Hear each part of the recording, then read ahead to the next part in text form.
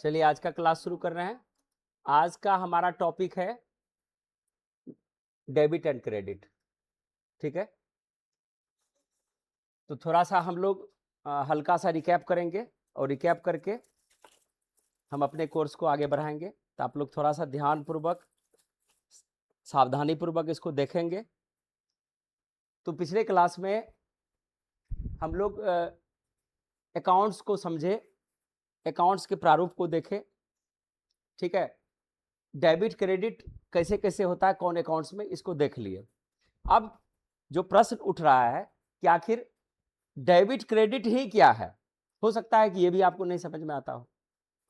ठीक है ना, तो देखते हैं कि ये देखिए आपका थ्योरी क्या कह रहा है। इस चीज को हम लोग यहां पर बारीकी से ध्यानपूर्वक देखेंगे।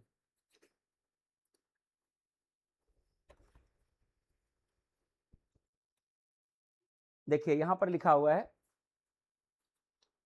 डेफिनेशन लिखा हुआ है, debit means the left side of an account.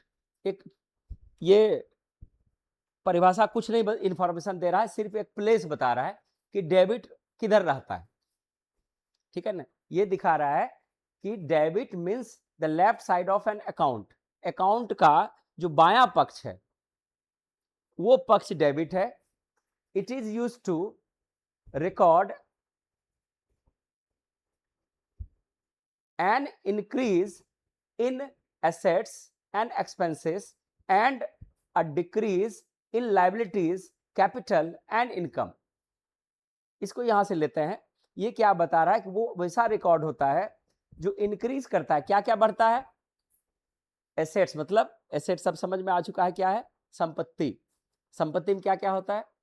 Capital plus liabilities. याद है ना फॉर्मूला, इक्वेशन याद रखिएगा। ये भूलने वाला गणित नहीं है, ये पीछे वाला याद रखेंगे। और ये क्या हो रहा है? डेबिट हो रहा है तो ये बढ़ रहा है, एक्सपेंसेस भी बढ़ रहा है, और एंड डिक्रीज लायबिलिटीज। लायबिलिटीज हमारी डिक्रीज हो रही है, कम हो रही है, कैपिटल डिक्रीज हो रही है, और इनकम यहां पर डिक्रीज हो रही है। ये इस तरह से ये डेबिट के बारे में बताया। तो हिंदी में दिया हुआ है, डेबिट किसी भी खाते का बायां पक्ष होता है। इसका उपयोग संपत्ति, एसेट्स और खर्च में वृद्धि तथा दायित्व, पूंजी और आय में कमी को दर्ज करने के लिए किया जाता है। ये डेबिट पक्ष बताया। ठीक है ना, ये अभी जो लिखा हुआ उसको हम समझा रहे हैं। अब देखिए यहां पर एग्जांपल एक लिया हुआ है, you purchase furniture for cash worth 10,000। मतलब 10,000 की आपने कोई लकड़ी के सामान को खरीदा, फर्नीचर को खरीदा। यहां पर क्या है कि फर्नीचर यहां पर, तो यहां पर जो बढ़ने वाला अगर वो एसेट्स है, तो अगर हम फॉर्मूला लगाते हैं तो ऐसे भी हो जाएगा तेजी से। यहां पर क्या हुआ, हमारे पास कैश इन्वेस्ट हुआ और हमारे पास आया क्या? फर्नीचर आया। तो फर्नीचर क्या है? आपकी संपत्ति है, तो संपत्ति में वृद्धि हुआ। तो जो बढ़ा जो पक्ष है वो पक्ष यहां पर वो बता रहा है कि वो डेबिट हो जाएगा। देखिए फर्नीचर डीआर, और जो आया। अब एक चीज ध्यान रखना, डेबिट पक्ष को जब रखते हैं तो डेबिट का फुल फॉर्म, शॉर्ट फॉर्म क्या है? डीआर। तो एक तो कॉलम में जब हम जर्नल एंट्री करेंगे, आगे जर्नल एंट्री आपका है हिसाब जहां से हम सीखेंगे, तो वहां पर जो पक्ष बनाएंगे, जब उस पक्ष को रखेंगे से डब्बे के अंदर, मतलब कॉलम के अंदर, तो जब डेबिट पक्ष आएगा तो उसमें बोलना पड़ता है या लिखना पड़ता है। जैसे फर्नीचर आया तो furniture account dot dot D R. अब जो दूसरा पक्ष है, चूंकि हम अकाउंट में जानते हैं कि जब भी कोई भी हैपनिंग होगी, जब भी कोई घटना होगा, घटना मतलब वो दुर्घटना नहीं समझ लेना है, मतलब कॉमर्स में इन वित्तीय क्षेत्र में लेन देन को घटना इसमें बोला जाता है। तो एक घटना के दो पक्ष होंगे। ठीक है, चूंकि ये ड्यूअलिटी सिस्टम है, तो ड्यूअलिटी सिस्टम में हमेशा उसका दो पक्ष ही रहेगा। ठीक है ना, तो हमेशा दो पक्ष रहेगा। अब यहां पर जैसे हम फॉर्मूला पढ़े थे कि अकाउंट्स के तीन भेद हैं, पर्सनल, रियल और नॉमिनल।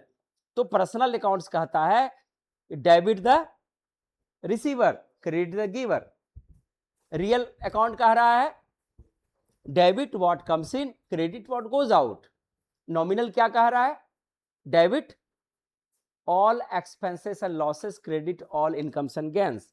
ये आपको तोते की तरह याद रखना है, ये 3 फार्मूला, ठीक है। ये वैसे याद हम करा ही देंगे, दिक्कत नहीं है। तो यहां पर क्या हुआ कि ये जो फर्नीचर है, तो अकाउंट्स के आधार पर जो वस्तु सूचक होता है वो रियल अकाउंट होता है। क्लियर?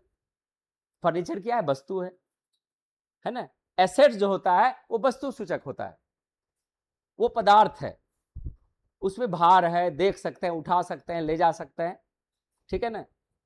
तो वो जो वस्तु सूचक है वो रियल अकाउंट होता है। तो रियल अकाउंट में जो आ रहा है उसको डेबिट करेंगे। तो यहां पर देखिए उस हिसाब से भी फर्नीचर क्या हो गया? डेबिट। अब जो क्रेडिट लिखते हैं, क्रेडिट जो दूसरा पक्ष है जो बच गया, उसका जो नाम होगा, अकाउंट का नाम। अब अकाउंट याद करवाए थे, ट्रांजैक्शन में एक खाते का नाम है ना, खाता का नाम। तो खाता का नाम इसका क्या है? क्या आया और क्या चला गया? कैश। तो कैश जो है, कैश भी आपका रियल अकाउंट है ना। रियल अकाउंट में जो आ रहा है डेबिट और जो जा रहा है क्रेडिट। तो पैसा जा रहा है तो ऑटोमेटिक इसके हिसाब से क्रेडिट, डेबिट क्रेडिट समझ में आ गया। एक एग्जांपल और लें यहां पर, है ना।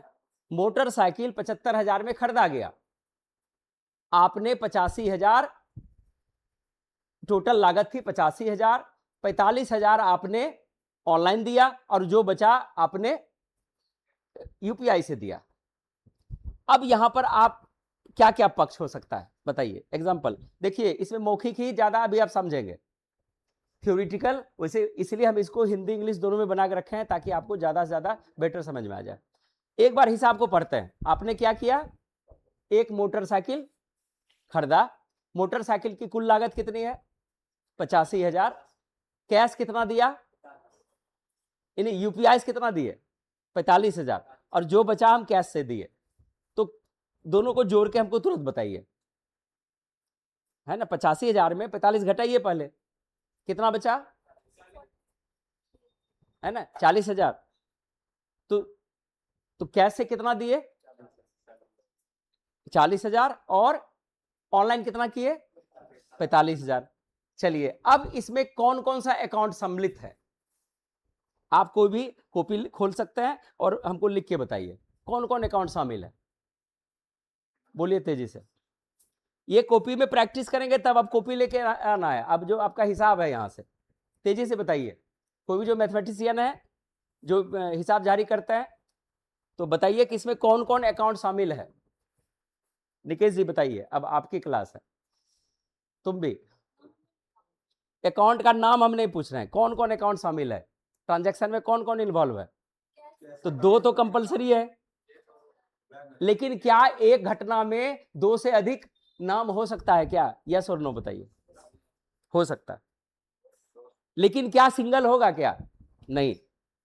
क्यों? कि हम लोग जो पद्धति अपनाए हैं वो डुअल एंट्री सिस्टम है। जब भी घटना होगी तो 2 अकाउंट का नाम शामिल होगा। क्लियर? यहां तक समझ में आ गई? तो कौन कौन शामिल है? सबसे पहले फोकस कीजिए कि जब कोई वस्तु खरीदने जाता है तो किस पक्ष को सबसे ज्यादा आपके लिए महत्वपूर्ण है? क्या महत्वपूर्ण है? आप मोटरसाइकिल खरीदने गए तो आपके लिए सबसे ज्यादा महत्वपूर्ण क्या है? पैसा या मोटरसाइकिल? मोटरसाइकिल। तो मोटरसाइकिल भी खाता का नाम होगा कि नहीं? आप अगर हिसाब कहीं लिख रहे हैं तो मोटरसाइकिल की चर्चा कीजिएगा कि नहीं? क्या खरीद के लाए? तो मोटरसाइकिल। तो मोटरसाइकिल भी एक खाता का नाम होगा। क्या दिए? पैसा दिए। कैसे दिए? ऑनलाइन दिए और कैश दिए। इसका मतलब है कि इसमें 3 खाते इन्वॉल्व है, नहीं है? मोटरसाइकिल, यूपीआई और कैश। क्लियर है? अब चलते हैं, तीनों का नाम हम रखते हैं कॉमर्स के रूप में। तो सबसे पहले मोटरसाइकिल। अब मोटरसाइकिल कौन सा अकाउंट है? रियल, क्योंकि वस्तु है ना। वस्तु आ रही है, तो आ रही है तो इसका फॉर्मूला क्लियर है ना, कि मोटरसाइकिल क्या होगा? डेबिट होगा, क्रेडिट होगा। वस्तु है, रियल अकाउंट क्या कहता है? जो आपके बिजनेस में आ रहा है क्या हो जाएगा? डेबिट। और जा रहा है क्रेडिट। तो इसमें कौन कौन 3 अकाउंट हम बताए? मोटरसाइकिल, ठीक है, मोटरसाइकिल और बताइए कैश और यूपीआई। हम क्या पूछे कि इस खरीदारी में मोटरसाइकिल परचेज में कितने अकाउंट शामिल हैं? 3। कौन कौन? मोटरसाइकिल, कैश और यूपीआई। क्लियर है? अब यहां पर आप इसको लिखेंगे कैसे? पहले किसको लिखेंगे? आप जानते हैं कि डेबिट पहले लिखा जाता है, तो डेबिट क्या हो रहा है? मोटरसाइकिल। क्या लिखेंगे? मोटरसाइकिल अकाउंट डीआर, या मोटरसाइकिल एक्सपेंस आप लिख सकते हैं, क्योंकि मोटरसाइकिल है। फैन भी खरीद, फैन का नाम, जो आप खरीदारी कीजिएगा उसका नाम जो है खाते का नाम सम्मिलित होगा। पंखा खरीदिएगा तो पंखा है ना, आप जो खरीदिएगा उसका नाम है ना। कंप्यूटर खरीदेंगे तो कंप्यूटर अकाउंट, पंखा खरीदेंगे पंखा के अकाउंट, एसी खरीदेंगे एसी अकाउंट। वो अब समझ लीजिए जैसे वो इन्वॉल्व हुआ उसका नाम अकाउंट से जोड़कर लगाएंगे। तो मोटरसाइकिल अकाउंट डीआर, लागत कितनी की है? 85,000। अब नीचे 2 होगा, क्योंकि जो बचा 2 डेबिट तो हो चुका है ना। क्या किसी अकाउंट में डेबिट की संख्या भी बढ़ सकती है और क्रेडिट की संख्या बढ़ सकती है? हाँ या ना? बढ़ सकती है। मतलब मल्टीपल डेबिट भी हो सकता है, मल्टीपल क्रेडिट भी हो सकता है। आपने उसी दिन मोटरसाइकिल खरीदा और उसी दिन आपका मतलब पंखों खरीद लेते हैं, एक तो स्टैंड फैन ले लेते हैं, एक तो टेबल ले लेते हैं, है ना। मोटरसाइकिल मेंटेनेंस के लिए कुछ और स्प्रे वगैरह खरीद लेते हैं। ऐसा तो मन में होगा ना? नहीं होगा। तो जितना खरीदारी होगा वो डेबिट होगा या क्रेडिट होगा? आप बताइए तेजी से। जितना चीज खरीदेंगे, खरीदने वाली वस्तु खरीदेंगे, वो सारी वस्तु डेबिट हो जाएगी। क्लियर? कोई दिक्कत किसी को नहीं ना है ना। और उस वस्तु के लिए जो लागत हमारी इन्वेस्टमेंट होगी वो सारा क्या हो जाएगा? क्रेडिट, क्योंकि वस्तु आ रही है और पैसा जा रहा है। दोनों आपका रियल अकाउंट है। Real account what comes in debit, what goes out credit. इन कर रहा है तो डेबिट, बाहर जा रहा है तो क्रेडिट। अब तो समझ में आ गया। तो चलिए, मोटरसाइकिल आ रही है डेबिट, उसके दाहिने में रखेंगे अमाउंट। तो कितना अमाउंट लिखेंगे? कितना लिखेंगे? 85,000 लिखेंगे। और उसके नीचे क्या लिखेंगे? 2। ठीक है। 2 में क्या क्या लिखेंगे? कैश लिखेंगे। तो कैश अकाउंट, सीआर लिखा नहीं जाए, 2 लिख दिए, सीआर हो गया। बोलेंगे जब पूछा जाएगा कि इसका बोल के बताओ कॉमर्स के भाषा में कैसे बोलेंगे, तब बोलना है ना। Motorcycle account DR 2, cash account CR 2, UPI account CR. नहीं होगा, नीचे क्या होगा? अब आपके लेफ्ट साइड में क्या लिखा हुआ? 85,000। डेबिट किधर रह रहा है? लेफ्ट साइड में। तो फिर दाहिना साइड में क्या होगा? दाहिना साइड में क्रेडिट होगा। नहीं होगा। तो आपका कैश किधर है? दाहिना पक्ष में है। तो एक कॉलम छोड़ करके दाहिना पक्ष में जाकर के लिखाएगा पहले 40,000, फिर 2 यूपीआई, बैंक का नाम, किस बैंक से आप पेड किए हैं? एचडीएफसी से पेड किए हैं। ठीक है ना। आपका बैंक किस बैंक से जा रहा है? I am talking to the same thing, है ना। किस बैंक से? एसबीआई से आप यूपीआई किए, एचडीएफसी से किए, नेशनल पंजाब नेशनल से, किसी से करेंगे ना। तो वहां पर आप बैंक का नाम, वो बैंक के लिखाएगा वहां पर। समझ रहा है ना? ये समझने के लिए आपको दिया। यहां पर जो आप अभी कॉमन चीज से समझेंगे ना, टोटल हम कॉमर्स का टर्मिनोलॉजी यूज करने लगेंगे तो आप ही को दिक्कत होगा अभी। ठीक है ना। जो कॉमर्स नहीं पढ़े हैं, यहां तक क्लियर हो गया। बैंक से गया तो क्रेडिट पक्ष में कितने जगह अमाउंट लिखा हुआ है? 2 जगह। अगर आप डेबिट पक्ष को नीचे कैलकुलेट कीजिएगा तो कितना जोड़िएगा? डेबिट के नीचे टोटल बोले कि डेबिट को टोटल करो 85, फिर क्रेडिट के पक्ष को जोड़ेंगे तो कितना होगा? 40,000 प्लस 45,000 इक्वल टू 85। तो 85,000 डेबिट में, 85,000 क्रेडिट में। तो फॉर्मूला क्या बताया था कि always debit equal to credit, there after your answer is correct. ये क्लियर? सबको समझ में आ गया? हमको लगता है कि डेबिट क्रेडिट का पक्ष आपको समझ में आ गया। चलते हैं आगे। अब देखिए यहां पर क्या कह रहा है, यहां पर है व्हाट इज क्रेडिट। तो देखिए डेबिट समझ गए, क्रेडिट आपको कोई दिक्कत नहीं है, लेकिन फिर भी देख लेते हैं। Credit means the right side of an account, मतलब किसी भी ट्रांजैक्शन का जो एंट्री करते हैं उसका दाहिना पक्ष।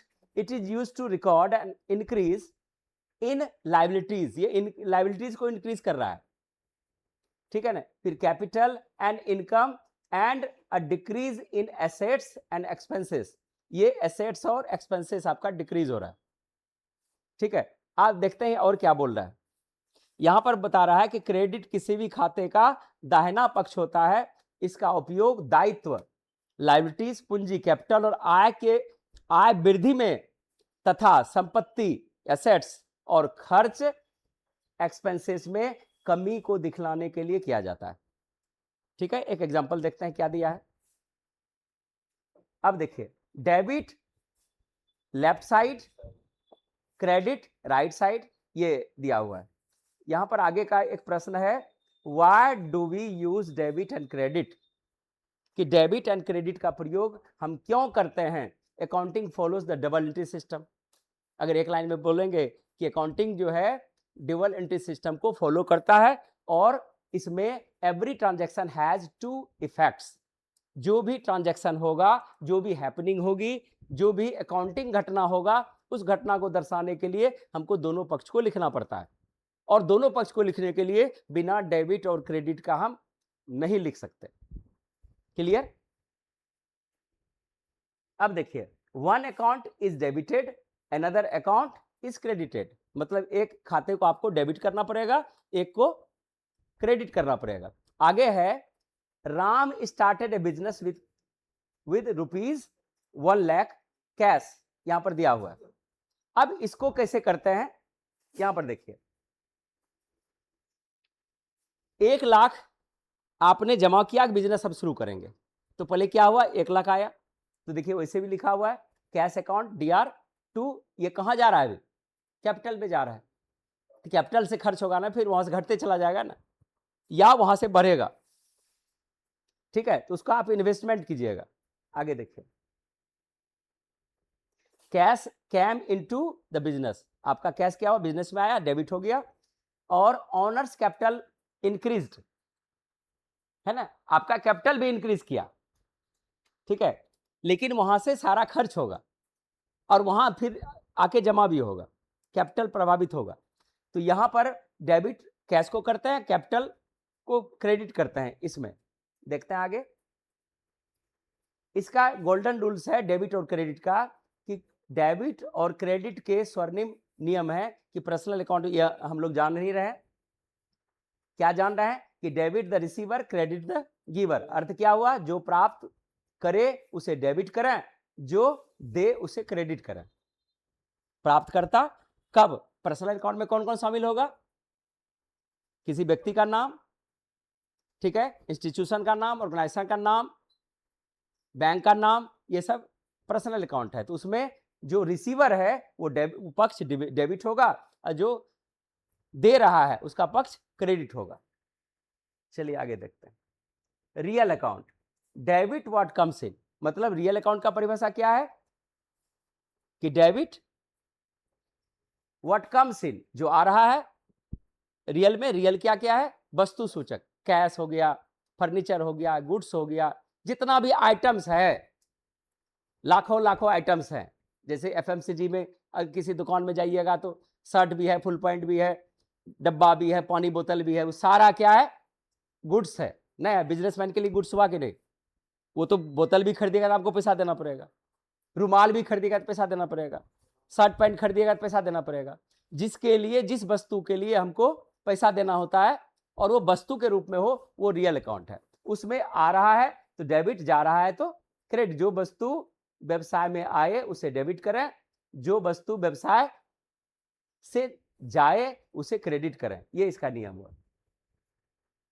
नॉमिनल क्या कहता है ना, इसको नॉमिनल का हिंदी होता है नाम मात्र खाता, रियल मतलब वास्तविक खाता, पर्सनल मतलब व्यक्तिगत खाता, ठीक है ना। तो यहां पर देखिए डेबिट ऑल एक्सपेंसेस लॉसेस, जब आपका नुकसान हो, जब आपका खर्चा हो, आप खर्चा के लिए कुछ भी पे कर रहे हैं, मोबाइल का बिल दे रहे हैं, तो बिल का पक्ष आपका डेबिट हो जाएगा।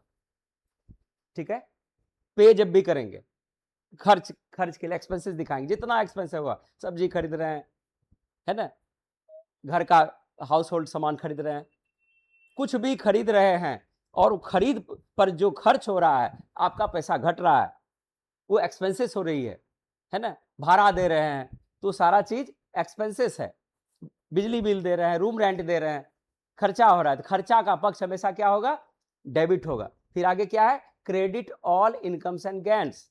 लेकिन वही जब आपको लाभ होने लगेगा, जैसे रूम रेंट आप मान के चलिए 10 रूम आप नया बना के रखे हैं, आप अभी जब हम दे रहे हैं तो ये मेरे लिए खर्चा है, लेकिन मेरे पास 10 रूम है, हम भाड़ा लगा रहे हैं, और भाड़ादार आपको भाड़ा दे रहा है, तो वो क्या हो जाएगा, इनकम है, तो वो पक्ष जो है इनकम होने के कारण वो क्रेडिट हो जाएगा। कि सभी खर्च एवं हानि को डेबिट करें, सभी आय एवं लाभ को क्रेडिट करें, ये इसका नियम हुआ। अब कुछ मॉडर्न रूल्स भी है डेबिट और क्रेडिट का। आधुनिक नियम में क्या है, एसेट्स अगर इंक्रीज हो रहा है तो डेबिट हो जाएगा, डिक्रीज होगा तो क्रेडिट हो जाएगा। वैसे फार्मूले से समझ में आ जाता है, लेकिन फिर भी लायबिलिटीज अगर इंक्रीज हो रहा है तो डेबिट हो जाएगा, डिक्रीज हो रहा है तो डेबिट हो जाएगा। कैपिटल अगर बढ़ रहा है तो क्रेडिट, और घट रहा है तो डेबिट। इनकम ये जरूरी है, जब आईटीआर वगैरह भरेंगे तो ये सब चीज आपको जानना चाहिए, और खासकर ट्रायल बैलेंस बनाएंगे, बैलेंस शीट तैयार करेंगे, तो वहां पर भी समझ में आएगा कि कैसे कैसे डेबिट हो गया, कैसे क्रेडिट हो गया। तो ये फॉर्मूला जरूर आप देख लीजिएगा। ये क्या बताया, एसेट्स अगर बढ़े तो डेबिट होगा कि क्रेडिट होगा, एसेट्स अगर बढ़े तो डेबिट, घटे तो क्रेडिट। अगर लायबिलिटीज जो पैसा आप पे कर रहे हैं अगर वो बढ़े तो क्रेडिट, घटे तो डेबिट। कैपिटल अगर बढ़े तो क्रेडिट और घटे तो डेबिट। इनकम अगर इंक्रीज हो तो क्रेडिट और डिक्रीज हो तो डेबिट। एक्सपेंसेस इंक्रीज हो रहा है तो डेबिट और डिक्रीज हो रहा है तो क्रेडिट। लेकिन इस फॉर्मूला पर आपको सस्पिशन लगा रह जाएगा। लेकिन अगर हम अकाउंट जानते हैं, पर्सनल अकाउंट, रियल अकाउंट और नॉमिनल, इसका फॉर्मूला लगाते हैं तो आपका सॉलिड जाता है, इन हिसाब गड़बड़ होने का कोई आशंका नहीं है। ठीक है, ये ट्रिक्स यहां पर दिया हुआ है, ये डीलर का ट्रिक्स है। देखिए यहां पर क्या देते हैं, देखते हैं। डी फॉर डिवाइडेंट इन ड्रॉइंग्स, मतलब निकासी जो होता है ड्रॉइंग, ये हो जाता है डेबिट। फिर एक्सपेंसेस हो जाता है डेबिट। फिर a assets debit, liabilities credit, equity मतलब कैपिटल जो है क्रेडिट, और रेवेन्यू यानी इनकम जो है फिर क्रेडिट। ये रूल है, इतना रूल में हमको नहीं जाना है, हमको जो ऊपर वाला गोल्डन रूल था वही अच्छा है। फिर यहाँ पर थोड़ा सा छोटा दिया है, डेबिट साइड में एसेट्स, एक्सपेंसेस और ड्रॉइंग्स, निकासी हुआ, ये हमेशा डेबिट दिखाएगा। क्रेडिट में लायबिलिटीज, कैपिटल और इनकम, ये आपको जो है क्रेडिट दिखाएगा, है ना। ये प्रैक्टिकल एग्जांपल से दिया हुआ है, कैश डिपॉजिटेड इनटू बैंक। अब इसको आप कैसे रखेंगे, मान के चलिए इसमें 20,000 रुपये आपने अकाउंट में डाले, तो क्या क्या इसमें घटना है, कौन कौन अकाउंट शामिल है, कैश शामिल है और बैंक शामिल है, नहीं है। तो कैश अकाउंट रियल अकाउंट है और बैंक अकाउंट पर्सनल अकाउंट है। क्लियर है। अब फॉर्मूला लगे क्या, कौन डेबिट होगा कौन क्रेडिट होगा, इसको हम ढक लेते हैं। बताइए आप लोग, बैंक क्या होगा और कैश का क्या होगा। कैश रियल है, एक फॉर्मूला किसी को सोचते हैं, बिजनेस में आ रही है तो डेबिट, जा रही है तो क्रेडिट। तो यहां पर आपके बिजनेस से पैसा जा रहा है कि आ रहा है, आप रख रहे हैं, आप बैंक में रख रहे हैं, फिर भी पैसा आपके यहां से हट रहा है अभी, तो आपका पैसा जो है यहां के लिए क्या हो जाएगा, क्रेडिट हो गया। और बैंक पर्सनल अकाउंट है, रिसीवर है, तो बैंक में क्या हो जाएगा, डेबिट पक्ष हो जाएगा, है ना। लेकिन आपका जब पैसा आता होगा तो वह क्रेडिटेड दिखाता है, ठीक है ना, वो क्रेडिटेड दिखाता है, बाहर से जब इन करता है वो क्रेडिटेड दिखाता है। लेकिन उस पक्ष के लिए जो वो एंट्री कवर करेगा वहां पर, उसका पक्ष उधर डेबिट हो जाए, चूंकि रिसीवर है, बैंक रिसीव कर रहा है, आपके पैसे को, और आपके पास से पैसा जा रहा है, इसलिए आपका देखिए हमें लिखा हुआ है बैंक क्या हुआ, डेबिट हो गया, कैश क्या हो गया, क्रेडिट हो गया। दूसरा एग्जांपल है, चलिए सैलरी, सैलरी पेड, किसी को आप 15,000 रुपया दे दिए, तो क्या क्या शामिल हुआ, सैलरी एक्सपेंसेस और कैश या बैंक जैसे जो भी आप दीजिए, जैसे भी दीजिए, है ना। तो सैलरी एक्सपेंसेस हम कुछ टर्म को भी फिर डिफाइन करेंगे, तब आपको और बेटर तरीके से समझ में आएगा। सैलरी एक्सपेंसेस और कैश, बोलिए इसमें कौन डेबिट होगा कौन क्रेडिट होगा, बताइए।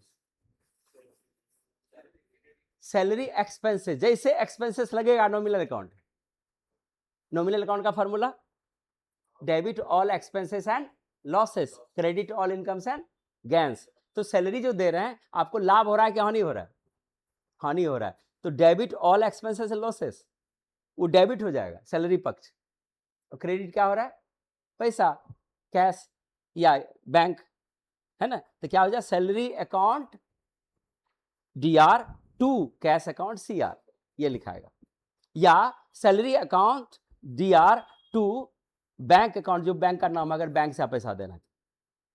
क्लियर, चलिए यहां तक हमको उम्मीद है कि आपको समझ में आ गया है। फिर यहां पर है गुड्स सोल्ड फॉर कैश, इसका क्या होगा, कौन कौन शामिल है, गुड्स सोल्ड फॉर कैश। यहां पर एक दुविधा होगी, जब आप किताब पढ़िएगा तो हम पढ़ाएंगे कुछ और, किताब में कुछ और लिखा रहेगा, लेकिन यहां पर मेरे बात को चलना है ना।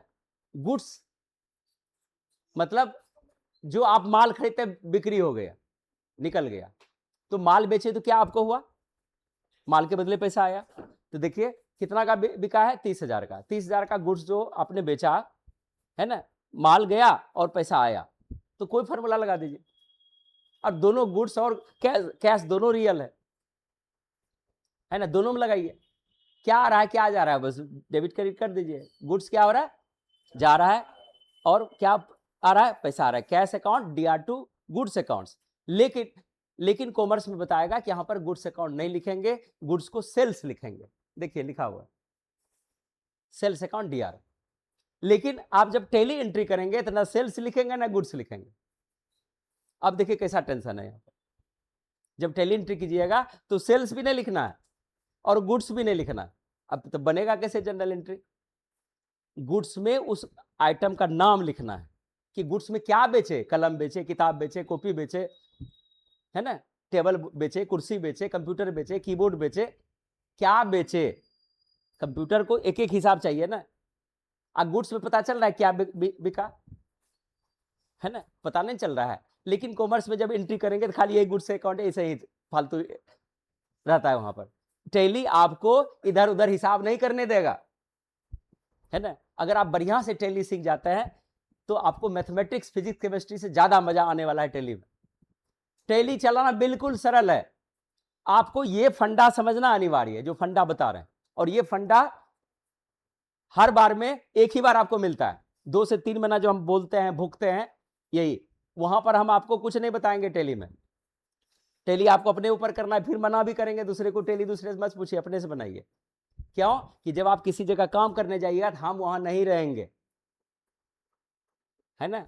साइकिल सिखाने वाला वो अपना करियर बार बार पकड़ के नहीं रखेगा, करियर छोड़ देगा, और आप छोड़ेंगे तो गिरिएगा आप, और गिरिएगा फिर भी साहस हिम्मत आपको है कि आज नहीं गिरे फिर सीख लेंगे, फिर चोट भी लगाओ फिर चलाने लगे तो आप सीख जाए जल्दी। लेकिन आप ये बोलिएगा आप छोड़े का आए अब हम साइकिल नहीं सीखेंगे, तो आप लाइफ टाइम तक नहीं सीख पाते हैं। फिर उसी प्रकार से यहां पर भी जब तक आप अपने ब्रेन पर जोर नहीं डालेंगे तब तक आपको क्लियर कोई भी हिसाब नहीं होने वाला है, हम आपका वहां साथ नहीं देने वाले हैं। तो आपको एटलीस्ट पहले से एक बार मेहनत करना है, एक बार और मेहनत करना है सुधारने की, कि एक बार हम बोलेंगे एक बार और कोशिश करो, 3 बार के बाद आप में जिसका हिसाब बन चुका होगा, आप ग्रुप में है ना, कोई तो बना लिए होंगे, पहले उसको एक बार मौका मिलेगा कि ये हिसाब तुमने कैसे बनाया उसको बताओ। ये ध्यानपूर्वक समझिएगा, टैली तब आपकी बढ़िया बनेगी, है ना। अब वो भी गया अपना मिला लिया, इसका कुछ नहीं कर पाया, तब उसके बाद मेरी एंट्री आएगी। कुछ आ रहा है समझ में, जब आप पहले हारे 2 से 3 बार, उसके बाद आपका जिसका हो भी गया है वो भी हार गया, आपका गलती नहीं पकड़ा। टैली मतलब मिलान करना, मिलान करना टैली का अर्थ है, और जो सबसे डिफिकल्ट है और सबसे दुखदाई है ना। अब कोई एक्सपर्ट है, वहां 5,000 डाले हैं, आप वहां 50,000 कर दिए, तो सारा हिसाब, ट्रायल बैलेंस, बैलेंस शीट, हर हिसाब आपका गलती हो जाएगा। एक छोटी सी मिस्टेक के कारण अब वो विद्यार्थी भी नहीं पकड़ पा रहा कि कहां मिस्टेक हो गया। ठीक है, उस समय में हम आपको एंट्री फुल करके आपको सबको गलती दिखा भी देंगे कि देखो यहां पर गलती था। लेकिन पर्सनल कि सर ये कैसे करेंगे, हमारे कुछ बच्चे की आदत है, जैसे अभी आपको एक्सेल पढ़ा है, एक्सेल में लिखे कि यहां पर सीरियल नंबर लिखेंगे, रोल नंबर लिखेंगे या आईडी नंबर लिखेंगे, उसमें बच्चे का नाम डालेंगे, पिता का नाम डालेंगे या और कुछ डालेंगे। तो आपके टीचर वहां बैठ के आप सीरियल नंबर पर लिखो, फिर यहां पर नेम लिखो, फिर दूसरे कॉलम में जाके फादर्स नेम लिखो, ये बताने जाएंगे, है ना। और ये अगर कोई कर रहा है तो वैसे इंस्टीट्यूट में मत पढ़िए, है ना, वैसे टीचर के पास भी मत रहिए, क्योंकि आपको वीडियो यहां पर अभी जो हम पढ़ा रहे हैं ये रिकॉर्डिंग हो रही है ना, हम जो जो बोल रहे हैं सारा चीज रिकॉर्ड हो रही है। ये आप 2 बार घर में देखिए, उसको पॉज करके देखिए। अब आपको एक एक लाइन आपको बताइए, डीआर करो, अब फिर सीआर के लिए बैठा रहेगा, किसी को डीआर पता चल जाएगा तो सीआर के लिए बैठा रहेगा, है ना। सीआर तो अपने आ जाता है, नहीं आता है, डीआर पता चला, सीआर समझ में आ गया।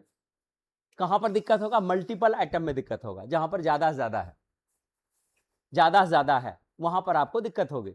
तो दिक्कत होगी तो सारा हिसाब तो हम बता के चलेंगे, अभी आपको 5 महीना तक सब एंट्री हम ही करेंगे, और हम करेंगे तब आपको बता देंगे। इसलिए मेरे क्लास में लगभग व्यक्ति टैली एक्सपर्ट बने हैं। छोरे कौन है, जो अपने आप को ज्यादा, है ना, इंटेलिजेंट, सातिर समझते हैं कि हम तो यूट्यूब देख के बना लेंगे। ठीक है, आप बना के देखिएगा।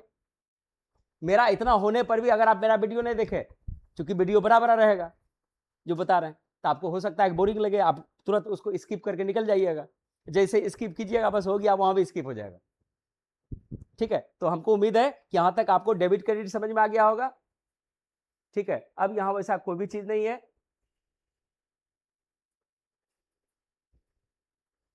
आप लोग यहां से थ्योरी आप देख लीजिएगा, ये सब चीज हम आपको बता दिए, डेबिट क्रेडिट, अब कोई दिक्कत नहीं, कुछ भी यहां पर अब आपको सोचने की अब जरूरत नहीं है।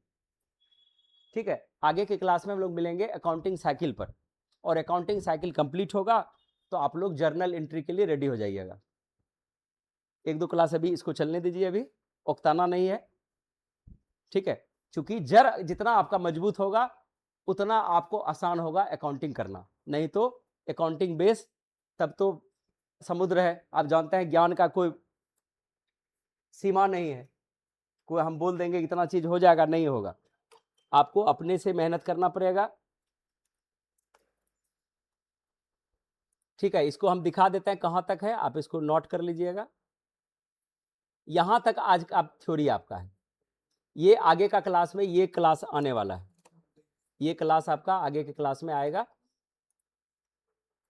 यहां तक आप छोड़ दीजिएगा, यहां तक आप चलेंगे, इसमें अभी ऑब्जेक्टिव नहीं देंगे, ये पूरा अकाउंटिंग साइकिल पढ़ा देंगे तब आपका ऑब्जेक्टिव आएगा। फिर आप, हमको लगता है कि 50% 60% तक आप समझने के लिए तैयार हो चुके होंगे।